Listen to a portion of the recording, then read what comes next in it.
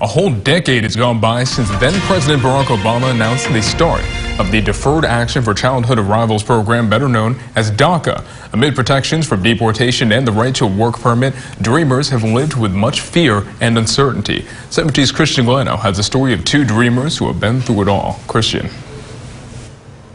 Yeah, Moses, well, it's been 10 years of taking to the streets demanding a permanent solution for thousands of recipients of the DACA program, but thousands more remain hopeful and in limbo if they'll get to benefit from DACA anytime soon.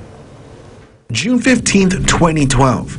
President Barack Obama reinvigorates hope in thousands of young immigrants longing for the life that their parents promised them they'll find in the United States. Cecilia Castro was graduating from UC Santa Barbara. Amid the pomp and circumstance, worry, fear, and uncertainty loomed within Castro. I was worried because I didn't know whether I was going to be able to work without a work permit. On that day, President Obama made it clear this is no permanent solution, amnesty, nor a pathway to citizenship, tasking Congress with the need for a viable solution.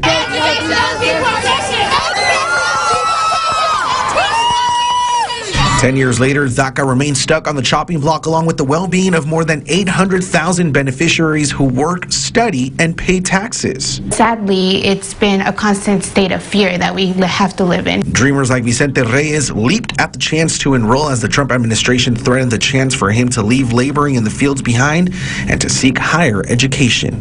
The Trump administration, now they would have a knowledge that we don't have any legal status here, and we would ask ourselves, what are they going to do with us? Are they going to deport us? Although Reyes and Castro remain eligible for DACA, they, along with some 400,000 eligible undocumented immigrants, eagerly await the Fifth Circuit Court of Appeals to rule against a Texas lawsuit that has stalled the approval of new applications.